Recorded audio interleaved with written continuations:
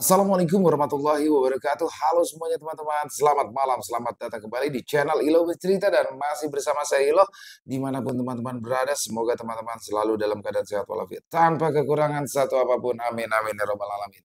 Dan pada kesempatan yang baik ini, kami akan membawakan satu kisah dari penulis asal Samarinda, Kalimantan Timur, yaitu Bang Jana. Oh, kisah-kisah dari Bang Jana selalu asik untuk disimak ya teman-teman ya. Dan sebelum kita masuk ke dalam kisahnya, buat teman-teman mungkin yang belum subscribe, bisa diklik dulu tombol subscribe. Jangan lupa lonceng notifikasinya dinyalakan agar teman-teman selalu mendapatkan notifikasi dari konten-konten yang akan kami upload di setiap harinya. Dan untuk channel Lilo Bercerita kami upload setiap hari teman-teman ya, setiap malam jam 9 malam waktu Indonesia bagian Barat. Dan gak pakai berlama-lama lagi. Pasti udah gak sabaran kan untuk masuk ke dalam kisahnya. Kita langsung saja masuk ke dalam kisahnya. Kita berangkat ke Samarinda.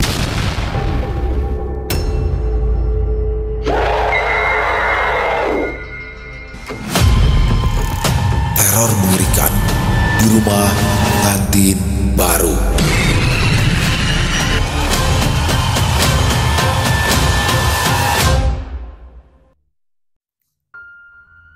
Tian masih berkutat dengan pekerjaannya di sebuah kedai kopi modern yang sudah ia jalankan 4 tahun terakhir. Dia memang memiliki kesempatan berlebih. Keadaan keluarganya tergolong sangat berkecukupan. Keinginannya untuk menjadi barista dan peracik minuman justru berakhir di belakang meja karena harus menangani keuangan kedai berikut dengan segala kerepotan perihal logistik dan ketersediaan bahan baku dari segala produk yang dijual. Meski dia bisa saja duduk sembari minum kopi selagi kerja di kedainya, namun tetap saja apa yang saat ini ia kerjakan tak lagi semenyenangkan di awal ia membuka usaha. Kedai. Ya, Tian memang tak suka menyebut tempat usahanya sebagai kafe karena menurutnya kata itu terlalu modern bagi sebagian orang. Pemilihan sebutan kedai juga dirasa lebih cocok mengingat harga kopi yang ia tawarkan berada di bawah tempat nongkrong setipe yang banyak bertebaran. Meskipun tempat yang ia bangun tergolong lebih cocok disebut kafe, dalam kebosanan terhadap rutinitasnya yang tak lagi menyenangkan, dia akhirnya menemukan semangat baru.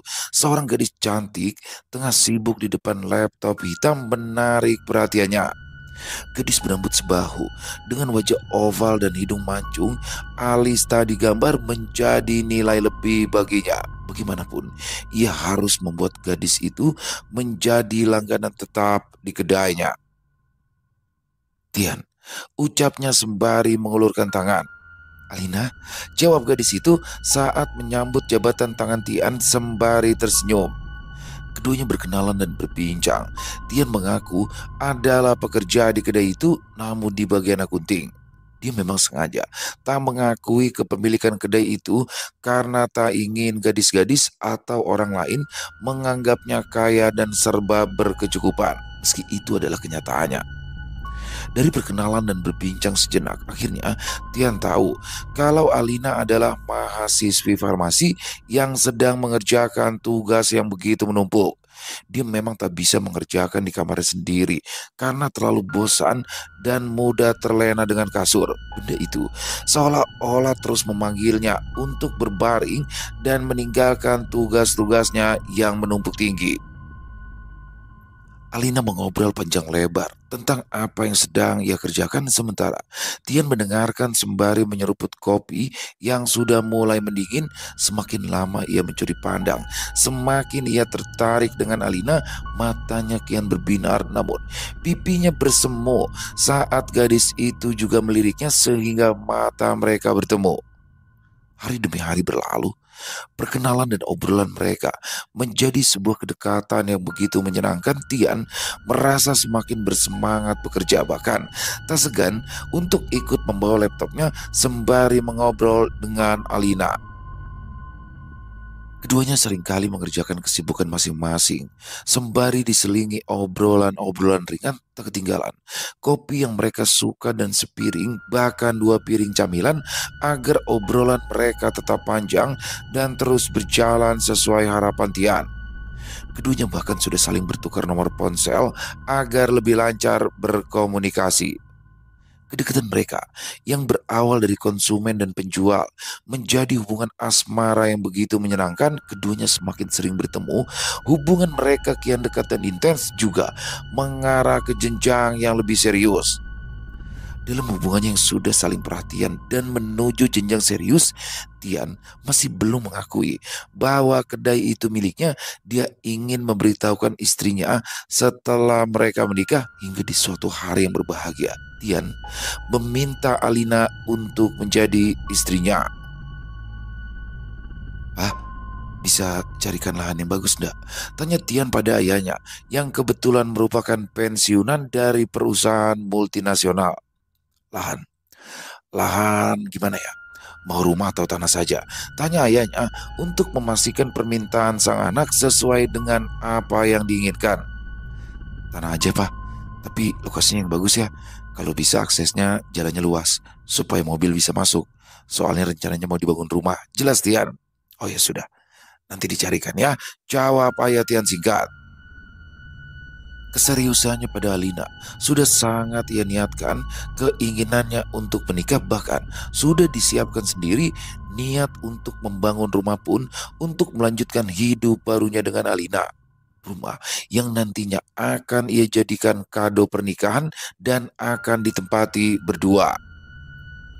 2 minggu berselang, Tian mendapatkan kabar baik dari ayahnya. Sebidang tanah berukuran 20 kali 20 meter berhasil ditemukan di daerah yang sesuai dengan permintaannya. Abi, ayah dari Tian, faham dengan apa rencana anak sematawayangnya itu. Ia tak mungkin berani meminta tolong untuk dicarikan lahan jika anaknya itu tidak memiliki rencana untuk ke depan. Dan benar saja, dia hendak melamar sang kekasih. Beruntung, Abi memiliki usaha lain. Selepas masa pensiunnya, uang pensiun yang besar ia alokasikan untuk mendirikan beberapa toko material dan rumah makan yang kini sudah bisa berjalan dengan sendirinya. Karena itu pula, sisa tabungan yang ia punya dipakai untuk pegangan karena akhirnya dia akan perjuangkan uang itu untuk membantu Tian jika anaknya itu hendak menikah atau mendirikan usaha baru. Berbekal penghasilan dari kedai yang perlahan bisa ia tabung hingga cukup, juga karena kebiasaan yang tidak boros membuatnya bisa punya cukup uang untuk membeli tanah yang dikehendaki, meski harus dibantu sedikit oleh ayahnya jika hendak membangun rumah. Keduanya baru saja bertemu dengan sang pemilik lahan, ditemani seorang advokat dan pihak berwajib sebagai saksi atas transaksi yang baru saja dilakukan. Keduanya hanya menunggu proses balik nama selesai hingga akhirnya tanah itu bisa diubah menjadi atas nama Tian. Dengan proses yang begitu mulus, pemuda itu berseri-seri. Wajahnya tampak bahagia karena dia hanya tinggal mengumpulkan sedikit demi sedikit pundi-pundi dari pendapatannya untuk membangun rumah yang sudah lama ia impikan. Dan semua itu dia lakukan tak lain dan tak bukan untuk membahagiakan Alina, gadis yang sudah berhasil merebut hatinya. Setahun berlalu, sedikit demi sedikit, tanah yang tadinya ditumbuhi rumpun pisang dan gulma bertransformasi menjadi sebuah rumah dengan gaya minimalis yang dilengkapi garasi, taman di samping dan bagian belakang. Tian memang sengaja tak menjadikan seluruh lahan sebagai bangunan rumah karena ia ingin bisa bersantai sore dengan Alina di halaman samping sembari menunggu jemuran yang berada di halaman belakang. Atau mungkin sesekali bersantai bersama beberapa kawan dan kerabat sambil membuat acara barbeque. Rumah minimalis dengan 2 kamar tidur yang salah satunya dijadikan kamar tamu ketika orang tua mereka menginap dan kamar utama berada di lantai 2. Meski belum sepenuhnya jadi dan masih masuk tahap penyelesaian, namun Abi sudah mulai membantu mengisi beberapa perabot yang nantinya pasti akan diperlukan oleh anak dan calon menantunya. Acara pernikahan sederhana dihelat, hanya mengundang keluarga inti dan beberapa keluarga dekat tak ketinggalan. Kawan-kawan dekat mereka yang selama ini sering membantu Tian juga mengundang karyawan kedai yang ia akui sebagai rekan kerja karena ia belum mengatakan pada Alina bahwa kedai itu adalah miliknya. Semuanya tersenyum.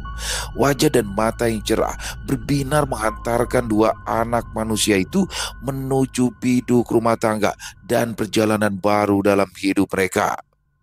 Kehidupan dewasa yang pada akhirnya akan mereka jelang. Dan saat itu sudah dimulai sejak ijab kabul terucap dari mulut Tian. Mobil melaju menyusuri jalanan yang ramai. Tian dan Alina baru saja pulang berbulan madu sambil berkeliling Pulau Jawa.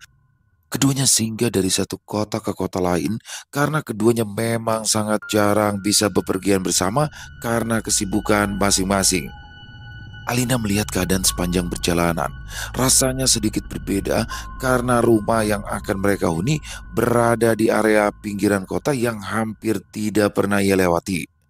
Mobil berhenti di depan sebuah rumah berpagar besi dengan lubang-lubang bermotif daun yang dicat hitam. Keduanya keluar dari mobil.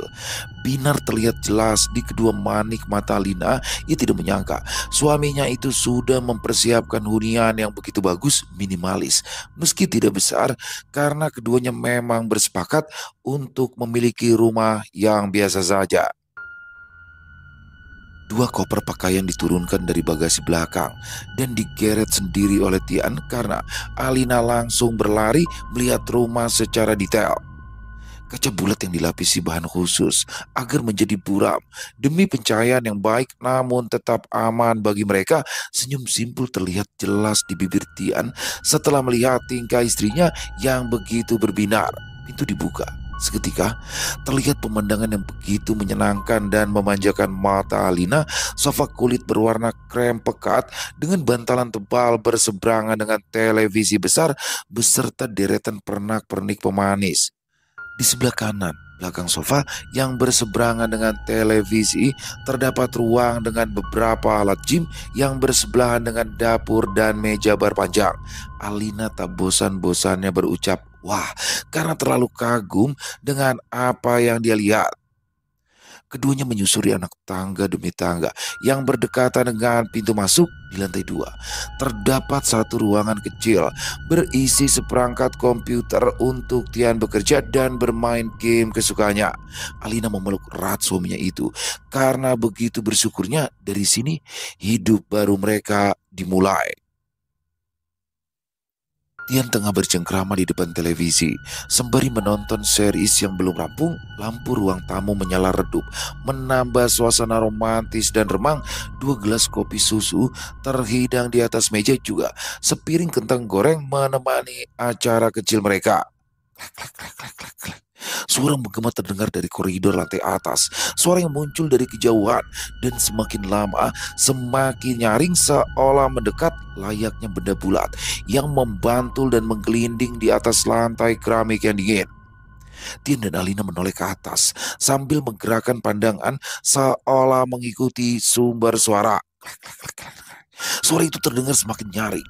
Kala benda tadi kenal itu menggelinding menuruni tangga, Tian berdiri dan berjalan perlahan. Kelereng itu menggelinding dan berhenti setelah membentur jempol kakinya. Tian mengusap dagunya karena heran bagaimana bisa ada kelereng yang menggelinding tak dari mana. Oh, ini kelereng. Mungkin bekas tukang yang habis kerjain kamar mandi terus dia lupa naruh, ucapnya, kemudian kembali duduk menemani Alina dan menaruh kelereng itu di meja. Maksudnya, kok pakai kelereng? Tanya Alina yang tak paham dengan dunia pertukangan. Oh, untuk mengukur kemiringan lantai, supaya air di lantai kamar mandi tidak menggenang. Jelas Tian singkat sembari memfokuskan perhatiannya ke layar televisi sembari mengusap lembut rambut istrinya itu. Oh, begitu, jawab singkat. Kemudian menyandarkan kepalanya di dada Tian sembari memperhatikan gambar bergerak di layar televisi. Hampir seluruh lampu sudah dimatikan. Tersisa lampu area teras, halaman samping dan halaman belakang, juga lampu kamar mandi dan lorong yang menyala terang. Tian dan Alina bergelung di balik selimut tebal karena suhu di luar tengah begitu dingin dan berembun. Nafas keduanya terdengar bersautan, menemani keheningan yang diisi detak jarum jam yang terletak tepat di dinding seberang ranjang tempat mereka tidur. Keduanya tidak sadar ada yang berbeda di kamar mereka saat mereka tidur. Tepat di belakang pintu, sesuatu berwarna putih terlihat melayang serupa nangka yang dibungkus karung. Tak terlihat apapun, hanya warna putih lusuh yang sebelumnya tak ada di sana. Sesuatu yang terbungkus kain itu terlihat bergetar dan sesekali bergerak menggeliat. Julie, Julie, Julie. Suara aneh terdengar samar, kemudian jelas, lalu samar lagi seperti tengah berkeliling mengitari rumah. Tian bergerak, menggeliat, meregangkan tubuhnya, lalu berbaring miring memunggungi istrinya, menghadap jendela yang ditutupi filtrase tipis. Mendadak tidurnya terasa terganggu. Pendengarannya seperti menajam tiba-tiba. Ia bisa mendengar suara-suara aneh yang terdengar dari luar rumahnya. Matanya berkedut. Kelopak matanya yang tertutup terlihat bergerak-gerak karena bola matanya yang mendadak terus bergerak. Dia sangat ingin membuka mata. Seperempat dari kesadarannya mulai pulih, namun kantuk yang teramat sangat membuat kedua matanya tertutup begitu rapat hingga terlalu berat untuk membuka. Julie, Julie, Julie. Suara itu semakin nyaring, semakin jelas dan memaksa Tian untuk membuka mata. Dia mengerjap. Kedua matanya terasa begitu perih.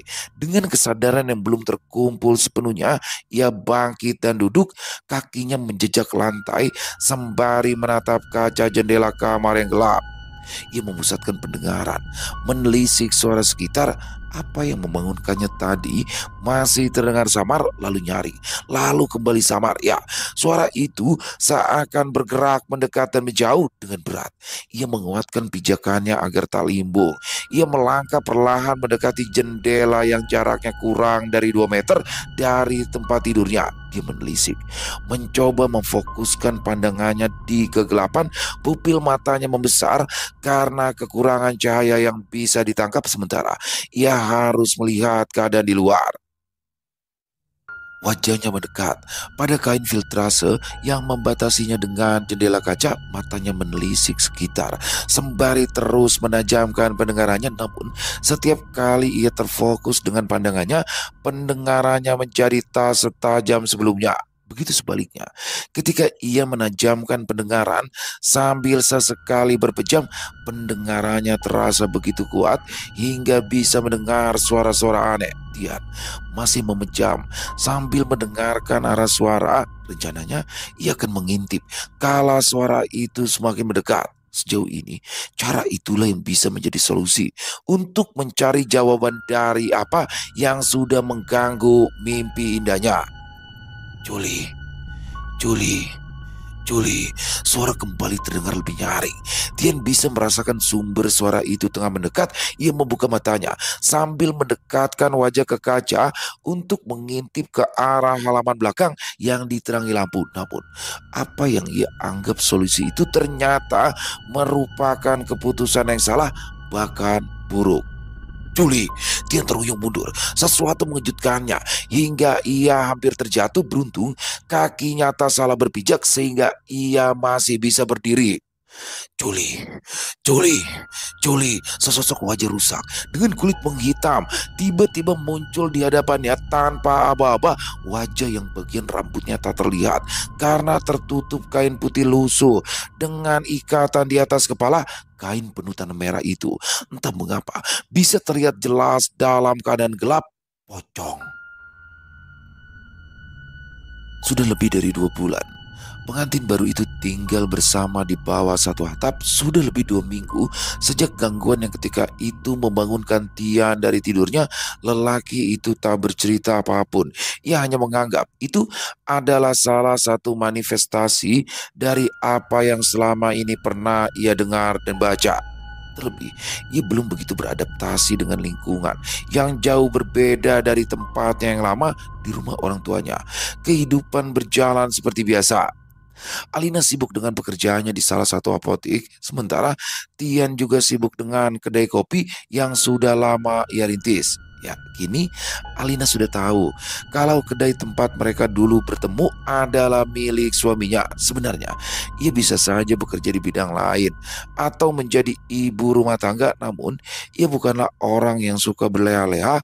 Karena itu, ia tetap bekerja sesuai dengan disiplin ilmu yang ia pelajari.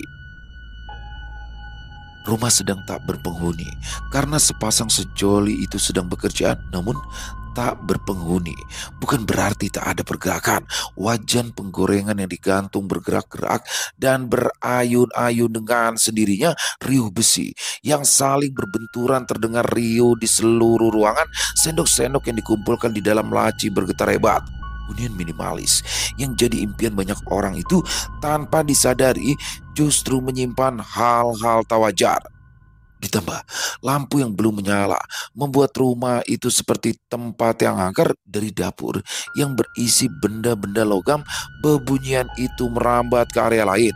Hiasan dan pajangan yang berjejer di sebelah televisi berjatuhan ke lantai yang berlapis karpet bulu. Rumah yang ditinggalkan rapi itu mendadak menjadi berantakan, namun tak ada seorang pun yang menyentuh benda-benda itu. Suara motor terdengar tak lama. Setelah matahari menghilang dari tepi cakrawala, pagar besi digeser terbuka. Tian masuk dan memarkirkan motornya. Langkahnya ringan sembari memutar-mutar kunci dengan jari telunjuknya. Ceklek. Pintu terbuka. Tian memutar gagang pintu hingga di depannya terbuka celah untuk masuk rumah. Dia melangkah ringan, memasuki ruangan gelap karena seluruh lampu belum dinyalakan. Jemari Tian menjangkau saklar lampu hingga ruangan itu menjadi terang. Dia terkejut. Ruangan yang tadinya ditinggalkan dalam keadaan rapi menjadi berantakan. Semua barang pajangan berukuran kecil berserakan di lantai. Dia memeriksa sekitar, termasuk gagang pintu karena dia khawatir ada orang masuk dan mencuri. Dia memperhatikan sekitar. Tadi yang hilang hanya berantakan, seluruh kunci sama sekali tak rusak. Seketika ia teringat dengan kejadian yang sebelumnya. Sejujurnya Tian merasa khawatir seandainya kejadian yang sama itu dialami oleh istrinya. Namun ia berusaha untuk kuat. Ia adalah kepala keluarga yang sudah seharusnya bisa melindungi dan memberikan rasa aman. Perlahan Tian melangkahkan kakinya menyusuri anak tangga menuju lantai 2. Belum ada pencahayaan, masih begitu gelap. Suara nyaring dari masjid terdekat terdengar mengalun, menandakan waktu ibadah. Ia merasa sedikit lebih tenang. Lantunan ayat pendek menjadi penguat nyalinya, dan benar, tak ada suatu apapun di sana. Aduh, Tian tersungkur. Setelah ia salah menginjak, ia terpleset hingga terpelanting ke belakang. Bunyi lain terdengar hampir bersamaan saat ia terjatuh.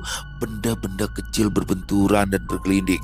Puluhan kelereng berserakan di sepanjang lorong menuju kamar. Lagi-lagi ia merasa bingung.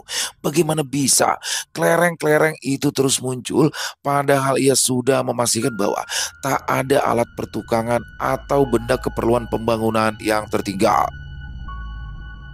Dengan susah payah, ia berdiri di atas kakinya. Punggungnya mendadak terasa sakit dan pegal setelah terjatuh. Lagi-lagi ia berusaha merasionalkan apa yang terjadi.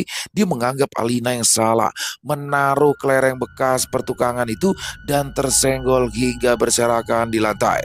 Dia tak sadar, semakin dia berusaha untuk merasionalkan segala kejadian, maka semakin jauh dari kata rasional. Lagi pula, bagaimana mungkin benda itu ada di tempat yang tak seharusnya? Bagaimana pula dengan kejadian malam yang telah lalu?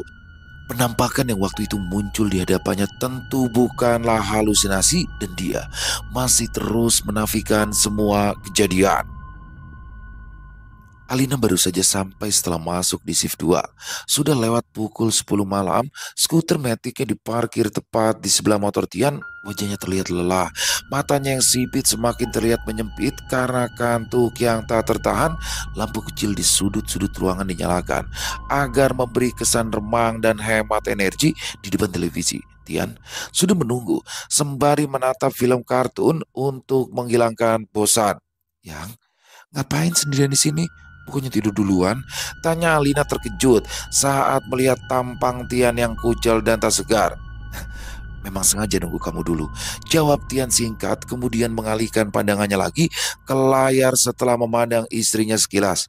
Ya udah, aku mandi dulu ya, ucap Alina kemudian meninggalkan suaminya itu naik ke kamar untuk mandi. Satu persatu anak tangga disusuri. Alina berjalan pelan sambil berpegangan pada railing tangga yang terbuat dari besi berlapis kayu.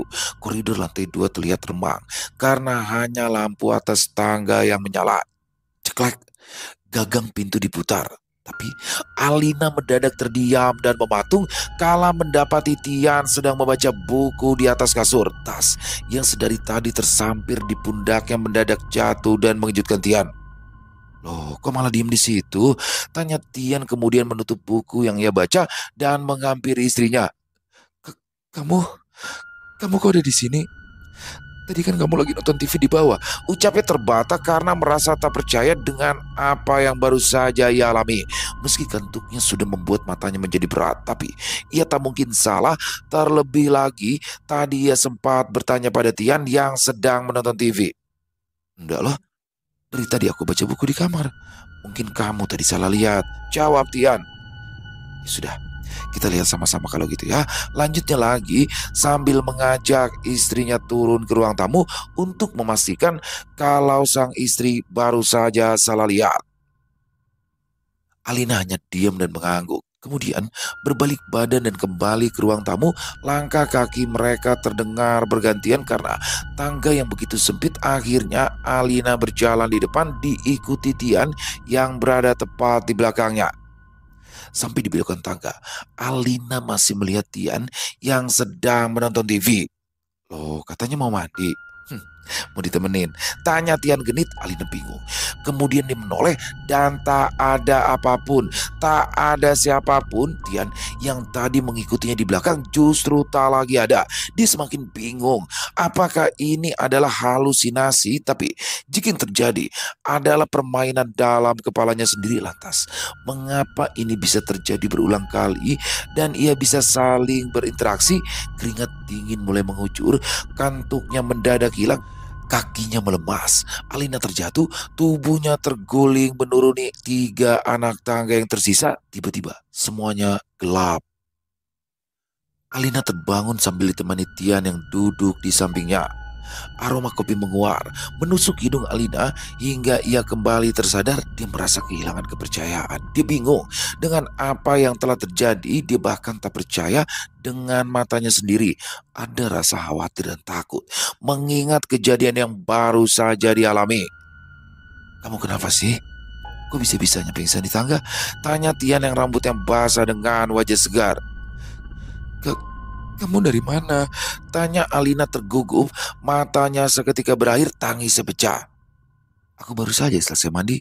Soalnya tadi habis beres-beres barang, jawab Tian sambil memandang lekat istrinya. Aku takut, keluhnya sambil memeluk Tian erat. Tangisnya pecah. Tak ada yang bisa dilakukan selain menenangkan. Meskipun Tian tahu itu tak akan berdampak signifikan.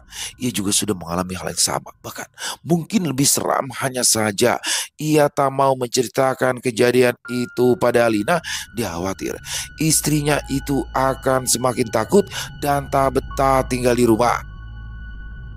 Ayo, kita istirahat saja. Jangan tidur di sini, ucapnya sambil menyodorkan segelas air putih pada istrinya. Isi gelas itu langsung mengalir deras membasahi kerongkongan Alina yang sempat terkecat.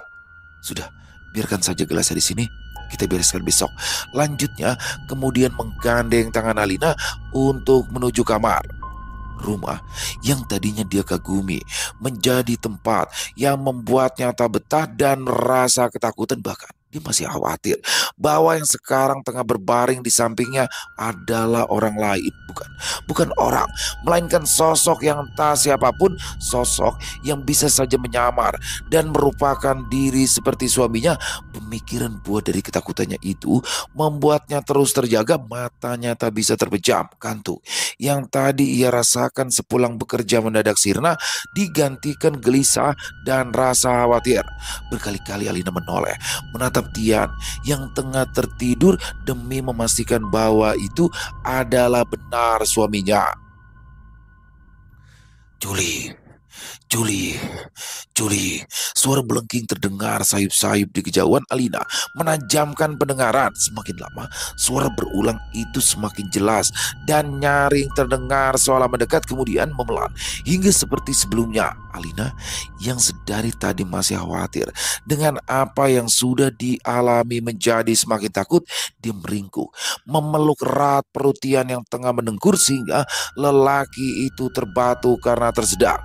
Tian terbangun dan bingung karena mendapati istrinya tengah memeluknya erat sambil menenggelamkan wajah di dadanya. "Kenapa?" tanya Tian serak karena baru saja terbangun. Ada ada suara aneh di luar, jawab Alina sambil mengacungkan telunjuknya memberi isyarat. Juli, Juli, Juli. Tian ikut mendengar suara yang sama, suara yang beberapa waktu lalu membuatnya terhuyung mundur karena penampakan wajah hitam dengan ikatan pucuk kepala. "Sudah, jangan didengarkan. Lebih baik kita lanjut tidur," jawabnya kemudian ikut memeluk erat istrinya yang ketakutan. Suara-suara itu masih terdengar pelan dan nyaring secara berkala. Tak ketinggalan suara kelereng yang berjatuhan seperti sengaja dijatuhkan agar membentur lantai. Tian ikut takut, tapi dia harus bisa melindungi istrinya. Separuh kesadarannya bertanya-tanya mengapa rumah yang harusnya bisa menjadi tempatnya berlindung justru menyuguhkan teror yang tanti.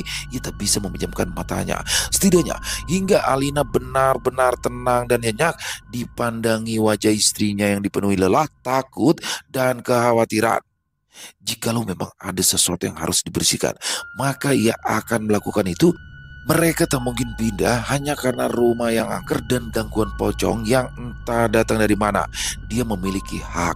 Ini adalah rumahnya, dibangun di atas tanah yang ia beli dengan uang halal yang sudah lama ia kumpulkan. Perlahan tapi pasti, Tian mulai terpejam sambil memeluk istrinya yang lebih dulu tertidur. Kamar yang berpendingin ruangan itu terasa pengap dan juga gerah. Tian yang baru saja terpejam menjadi gelisah. Rasanya ia ingin membuka selimut agar tubuhnya tak berkeringat. Di sudut ruangan dekat area kamar mandi, suara yang berbeda mulai terdengar. Duk. Tian kembali terjaga, matanya membuka, mengerjap-ngerjap menyesuaikan cahaya dalam keremangan. Ia berusaha memandang sekitar untuk memastikan sumber suara. Cahaya dari lampu kamar mandi yang pintunya terdapat kaca buram membantu pupil matanya untuk menangkap objek yang tersorot cahaya.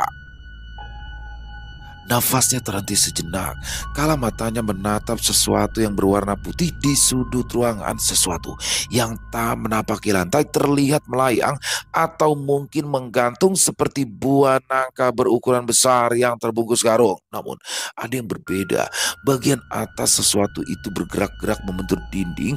Dalam takut dan khawatir, ia berusaha menajamkan pandangan agar bisa melihat lebih jelas. Degup jantungnya mulai tak beraturan. Rasanya begitu nyaring dan kuat hingga seperti hendak melompat keluar mendobrak rusuknya.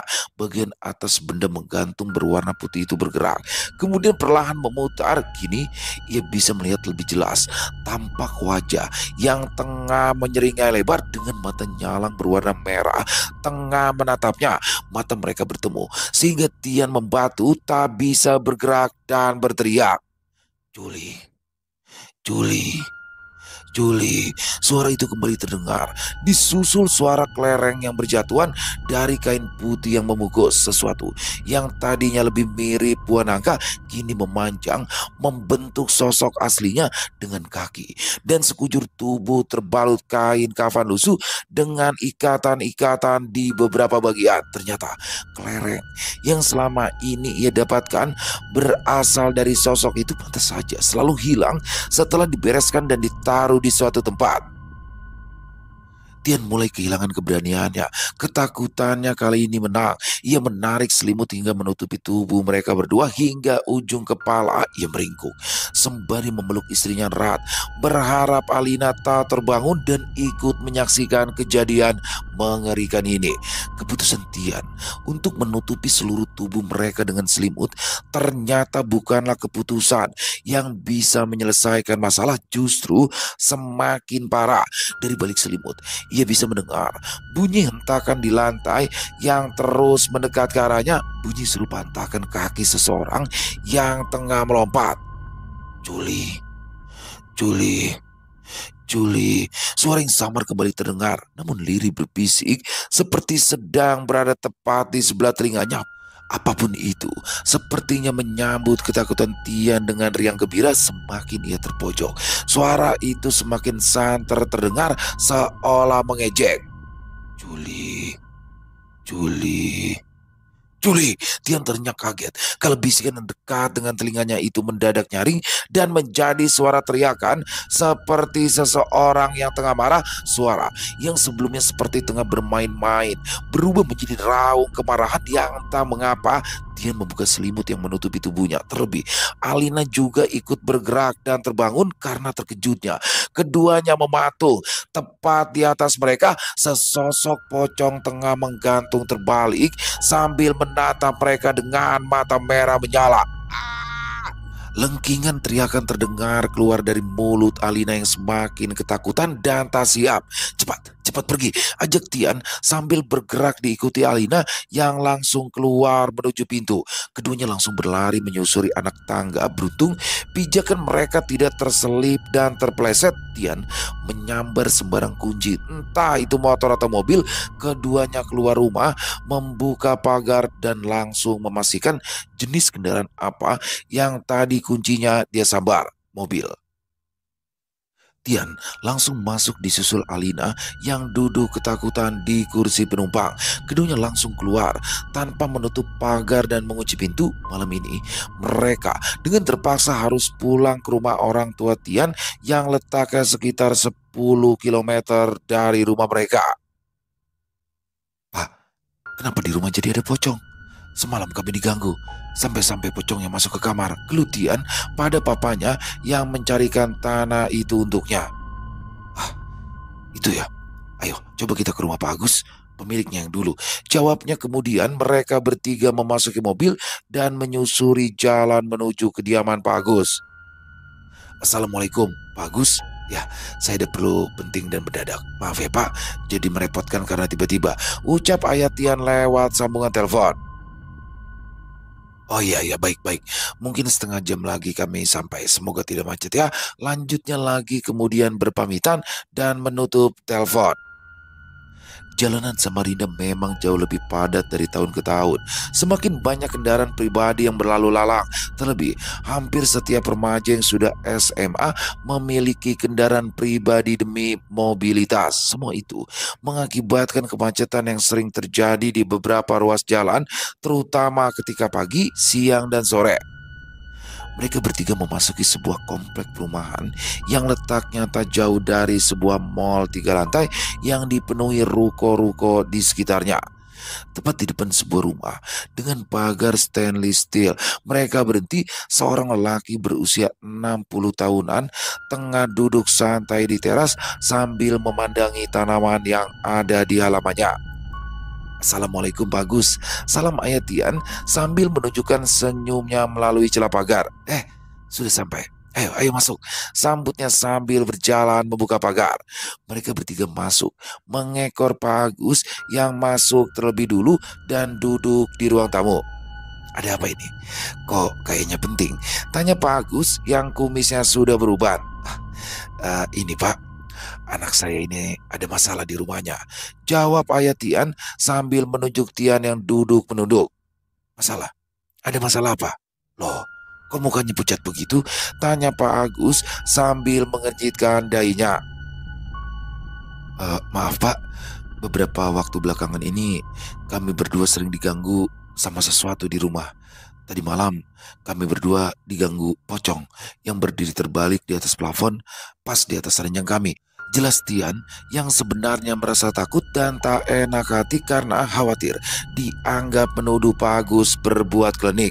Astaga, maaf.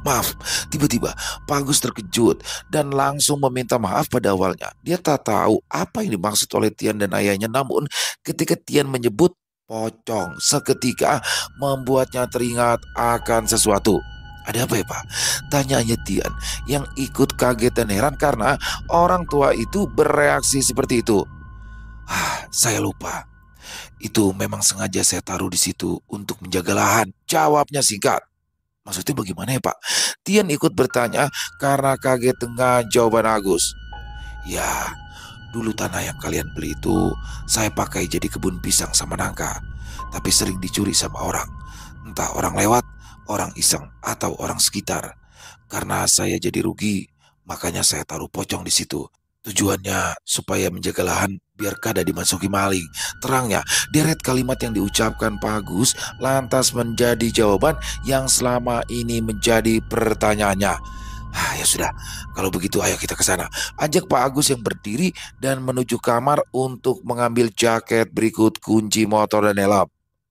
Loh, dia naik motor sendiri, kenapa tidak sekalian aja? Biar nanti saya antar pulang, tanya Ayah Tian. Gak ada apa-apa, soalnya biar sekalian dibuang, jawab Pak Agus yang memberi kode untuk langsung berangkat. Mereka lantas menyusuri jalanan dengan cuaca panas menuju rumah Alina dan Tian. Mereka berempat tiba di rumah Tian dan Alina. Pak Agus merasa takjub karena tanah yang dulunya ia gunakan sebagai kebun berubah menjadi rumah minimalis yang begitu bagus. Oh iya, semalam kan udah tutup pagar, tapi kok ini jadi ketutup? Pikir Tian heran, dia khawatir ada orang yang membobol masuk rumahnya. Bagus ya jadinya. Kada nyangka bisa jadi kayak gini, gumam Pak Agus setelah melihat sekitaran rumah. Ayo kita ke belakang. Lanjutnya lagi sambil mengajak Alina, Tian, dan Ayah Tian menuju belakang rumah. Tian langsung membuka garasi yang langsung terhubung ke halaman samping. Kondisi model rumah yang tak familiar baginya membuat Pak Agus terus berdecak kagum. Di sana tunjuknya ke salah satu sudut halaman belakang yang tak kenapa tidak diubah oleh Tian, hanya dirapikan dan temboknya dicat ulang. Pak Agus memimpin langkah menyusuri halaman menuju sudut. Dia lantas duduk berlutut sembari menggali tanah dengan tangannya.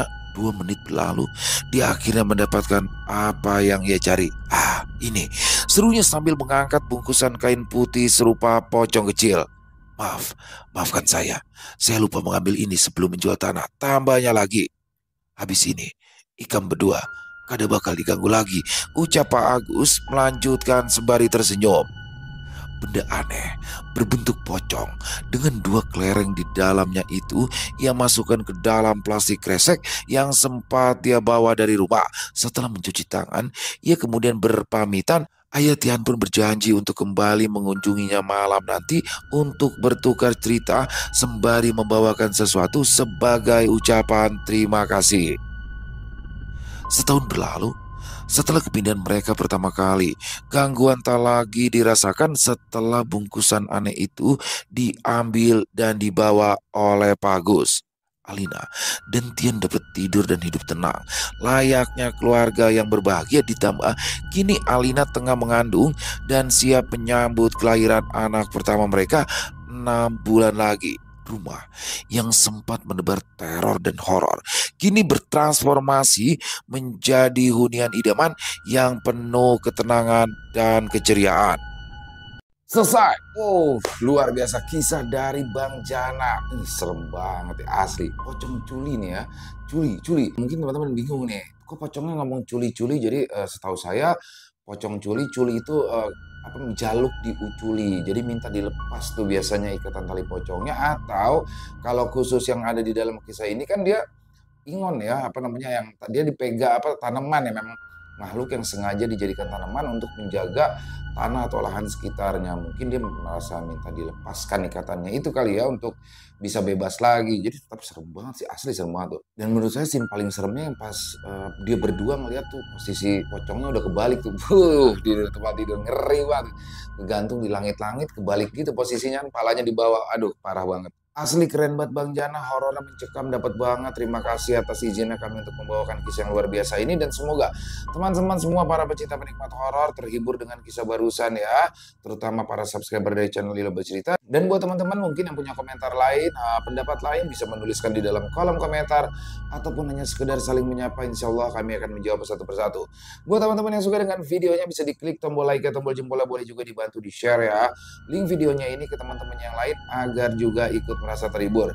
Dan buat yang belum subscribe, ayo dong bisa diklik dulu tombol subscribe-nya. Jangan lupa lonceng notifikasinya dinyalakan agar teman-teman selalu mendapatkan notifikasi dari konten-konten yang akan kami upload di setiap harinya.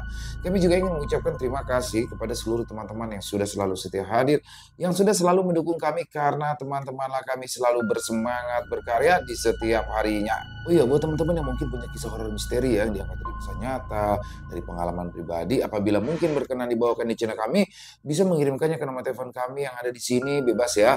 Kirimannya boleh dalam bentuk tulisan, boleh dalam bentuk rekaman suara, senyamannya teman-teman aja. Dan buat teman-teman yang sudah mengirimkan kisah, kami ucapkan terima kasih. Di akhir kata, saya Ilo mengucapkan permohonan maaf apabila mungkin dalam pembawaan kisahnya barusan ada kata-kata saya yang salah. Saya mohon dibukakan pintu maaf yang seluas-luasnya. Sampai berjumpa lagi di konten-konten kami selanjutnya yang pasti tidak kalah serunya, yang pasti tidak kalah horornya. Masih bersama saya Ilo di channel Ilo Bercerita. Salam sehat, sukses selalu untuk kita semua. Assalamualaikum warahmatullahi wabarakatuh.